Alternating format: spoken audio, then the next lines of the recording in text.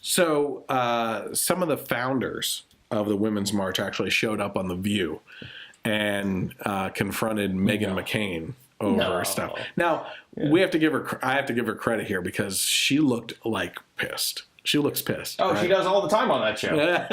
Well, but at the same time, the McCain family, the one dig I had at John McCain was he was a progressive Republican. And I did not consider him conservative at all. And Meghan has stepped up.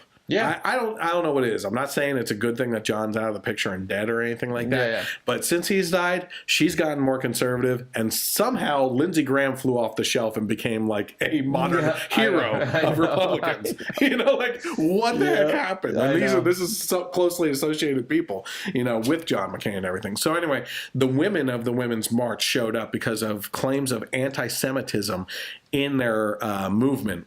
And also, just so you know, multiple women's marches that were in coordination with this around the country have been canceled now because too many white women were showing up and not enough minorities and everything. So that wasn't addressed on this.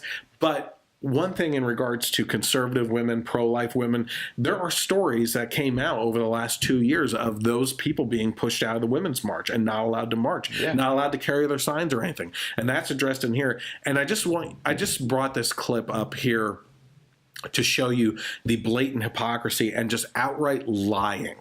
I mean, this is just lying at this point for these two women. So let's take a look at that and see what Meghan McCain had to say to these two individuals. Well, let me just interject really quickly. I would never be comfortable supporting someone who called, I'm not anti-Semite and I'm anti-termite. It's the wicked Jews, the false Jews that are promoting lesbianism, homosexuality. I actually spoke with the journalist from Tablet magazine who released an investigation report on your organization. And in part, they alleged that there is a lot of anti-Semitism surrounding this march. Specifically, the report alleged that you, Tamika, and co-founder Carmen Perez asserted that, quote, Jewish people had a history of exploiting black people and were proven to be leaders of the American slave trade. Now, a lot of people, by a lot of people I include me in this, think that you're using your organization as anti-Semitism masked in activism and that you're using identity politics to shield yourself from critiques. You're talking about all women being invited to that march. I'm pro-life. We were not invited. We were not allowed at that march right there. I'm a conservative woman. I also represent, if you're talking about women, you should be talking about all women, including Jewish women as well, and conservative women. Well, Meghan, so... Are those allegations true? Well, first of all, those allegations are not true. That is not how that meeting happened. And the Women's March... So the journalist I spoke to was lying? The people that the journalist spoke to did not tell the truth. Period. Period. Full stop. That's it. And I think it's important for us to understand and all be very clear in this room that the Women's March unequivocally condemns anti-Semitism, bigotry. To condemn Farrakhan's remarks about Jewish people. Yes, and we have repeatedly in statement after statement this year, which are available directly on our website for anyone to read. We condemn any statements of hate, and we've actually been working so hard over the last 2 years to fight this type of hate over and over again, and we're committed to repairing any harm because we understand that the Jewish community is feeling hurt right now. And we want to make sure... I don't speak for Jewish people, but I think I'm just confused. These remarks are, I mean, it goes on death to Israel over and over again. We did not make those remarks. You can't But you're associating with a man who does publicly. What I will say to you is that I don't agree with many of Minister Farrakhan's statements. Specifically about Jewish people. As I said, I don't agree with many of Minister Farrakhan's statements. Do you condemn them? I don't agree with these statements. At the end of the day... You won't condemn it. No. To be very clear, it's not my language. It's not the way that I speak. It is not how I organize. And I think it is very clear over the 20 years of my own personal activism, my own personal track record, who I am, and that I should never be judged through the lens of a man. That is actually not what this women's movement is supposed to be about. I don't want to be judged through the lens of something that's speaking for all women. When you're associating with extreme anti-Semitism and are you comfortable, both of you, being on stage with a Trump supporter, someone who's pro-life, someone who is a very, vociferous. Yes, we are. All right, so we're going to have a Trump-supporting woman, conservative pro-life woman on stage with you guys at the next march. There was absolutely no prerequisite for people coming into the march. Pro-life women. We never that is disinvited. not That's not true. So, and I actually have pro-life women in my family who, as a result of the Women's March, have been engaging in what we call courageous conversations with me over the last 2 years that have helped expand all of our understanding. We welcome pro-life women. We welcome conservative women to the Women's March. The Women's March is open to all. I appreciate you both coming and speaking. Couple things here. Number one, they were disinvited. There were people with pro-life banners that showed up to these marches, and they were told, no, you're not allowed to have that here. Go home. If you're for Trump, you got to go home.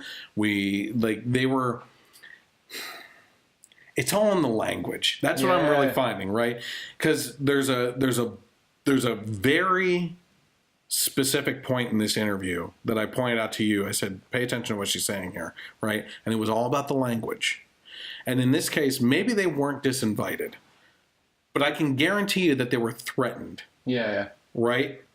You better leave, or you're going to have to deal with the consequences. Yeah. We never disinvited them. You never invited them in the first place, probably, too. Yeah. You know, it's all in the language. But here's a really interesting thing about that as well. Tamika, I think her name was, or something, the one leader. She was asked by Meghan McCain, do you agree with Louis Farrakhan on Jews? No, on the problem of the Jews. I do not agree with all the statements by Louis Farrakhan. So are you condemning his statements on that? I do not agree with all the statements from Louis Farrakhan. And she was like, but you won't condemn them. And she's like, well, that's not the language that I use. Yeah. So then I would have shot back with like, okay, do you condemn when Donald Trump said he likes to grab women by the private parts? Yeah. Do you condemn that, or is that not the language that you use? Well, more so than that. More so than that, this specific language that I'm talking about is the fact that I believe that Tamika here does agree with all of the Islamic statements of Louis Farrakhan, right? Yeah, because she said, when she was asked specifically about the Jewish community, she just said, I don't agree with everything that he says. She never said that the Jewish part of it was part of what she doesn't agree with. Exactly. He could be dodging the question. Well, what specifically, you could be specific. What don't you agree with Louis Farrakhan on? Well, he likes Coke and I like Pepsi. Yeah. You know what I mean? It's like that's what I'm talking about. Like the language that she threw out there was so general. Yep. And not specifically answering what Meghan McCain was answering, especially when asked multiple times. That's when you could even hear it with the audience. There was like an audible, in the background. Like they were catching it, you know? 3 times that she said that. And she was getting further and further from answering directly. Yep. And what that exactly was. And when people look at that and say, my word, she is not being specific on anything, you know? Yeah. Hey, I give her credit for not outright lying. She's trying not to lie. How can I answer this? Yeah, exactly. Without pissing more people off. Yeah.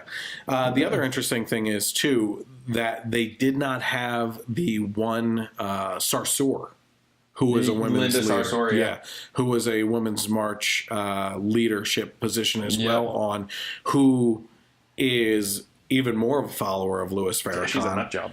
She believes in female genitalia mutilation by family members if they shame the family and everything. They should have had her on too, for sure, because that would have been a real eye opener for the audience in that case. Any more on that? On The View? Oh, gosh, craziness there? Thank God Joy wasn't on. Oh, I know, right? And Whoopi and Sonny were kind of quiet. I was wondering what their parts of it were. I cut out the introduction by Whoopi, and the other woman never said anything in the whole segment. So it's pretty interesting. That's good.